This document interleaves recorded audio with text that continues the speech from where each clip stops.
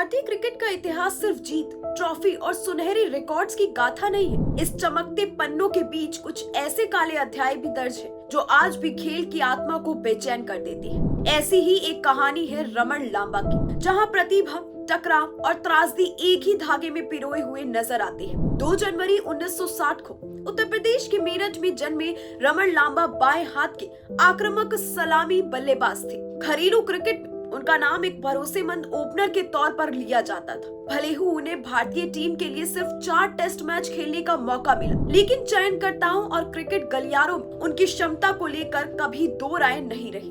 लांबा ऐसे बल्लेबाज थे जो नई गेंद से भिड़ने का मुद्दा रखते थे, लेकिन रमन लांबा की पहचान सिर्फ उनके रन, उनकी तकनीक या फिर टेस्ट कप तक ही सीमित नहीं रह सके। उनके करियर के साथ एक ऐसा विवाद जुड़ गया जिसने भारतीय घरेलू क्रिकेट के इतिहास पर एक गहरा और शर्मनाक दाग छोड़ दिया। और यहीं से उनकी कहानी टकराती है एक ऐसे खिलाड़ी से जिसका नाम आंकड़ों में भले ही धुंधला पड़ गया, लेकिन एक दिन की वजह से वो हमेशा याद रखा जाएगा। बड़ौदा के तेज गेंदबाज राशिद पटेल। भारतीय क्रिकेट ने ऐसे कई खिलाड़ी देखे हैं जो टेस्ट टीम तक तो पहुंचे, लेकिन पदार्पण के बाद दोबारा राष्ट्रीय जर्सी पहनने का मौका ही नहीं मिल पाया। राशिद पटेल भी उन्हीं नामों में से एक है। नवंबर 1988 में न्यूजीलैंड के खिलाफ मुंबई टेस्ट में उन्हें आजमाया गया, लेकिन उनकी गेंदबाजी प्रभाव छोड़ने में नाकाम रह गई। इसी एक मैच के साथ उनका अंतर्राष्ट्रीय करियर समाप्त हो गया। आंकड़ों में राशिद पटेल भले ही एक मामूली नाम बनकर रह गए, लेकिन रमन लांबा के करियर से जुड़ा एक दिन ऐसा है जिसने उन्हें भारतीय क्रिकेट के सबसे काले अध्याय स्थायी रूप से दर्ज कर दिया। अब चलते हैं उस मैच की ओर जिसने क्रिकेट को शर्मसार कर दिया। दिलीप ट्रॉफी फाइनल 1991, तारीख 25 से 29 जनवरी, जगह जमशेदपुर के ऐतिहासिक कीनन स्टेडियम।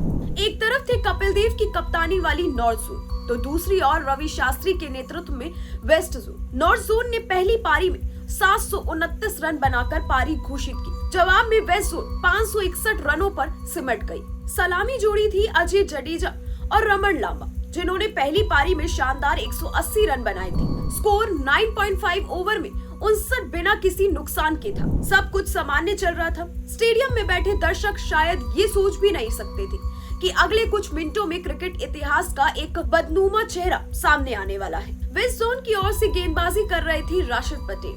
वो गुस्से में थे। राउंड द विकेट ओवर वो लगातार खतरनाक लेंथ पर गेंद डाल रहे थे। लांबा ने बैट का हैंडल दिखाकर अपनी नाराजगी जाहिर की। यही वो क्षण था जब हालात पूरी तरह से बेकाबू हो गए। अचानक से राशिद पटेल ने लगभग आधी पिच से एक बेमर फेंकी। गेंद सीधे रमन लांबा के सिर की ओर आई। किसी तरह लांबा ने खुद को बचाया, लेकिन मामला यही नहीं रुका। अगली ही पल राशिद ने स्टंप उखाड़ा और लांबा पर हमला करने के इरादे से उनकी ओर दौड़ पड़ी। पूरे मैदान में अफरा तफरी मच गई। थर्ड मैन तक ये पीछा चला।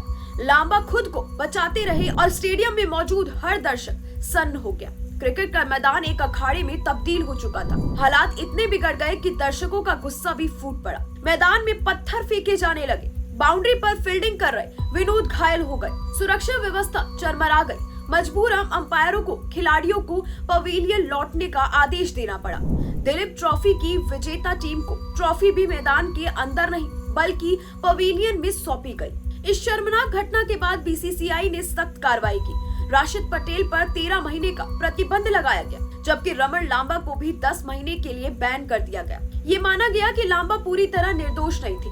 मैच के दौरान हुई खींचातानी ने माहौल को और भी ज्यादा भड़काया, लेकिन जिस तरह हिंसा ने क्रिकेट की मर्यादा को तार तार कर दिया, उसने खेल की आत्मा को भी गहरी चोट पहुंचाई। और अब जानते हैं इस कहानी का सबसे दर्दनाक अध्याय।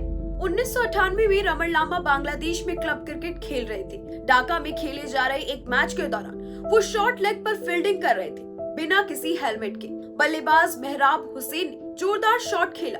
गेंद सीधे लांबा के सिर पर जा लगी। लांबा मैदान पर गिर पड़े। स्टेडियम में सन्नाटा छा गया।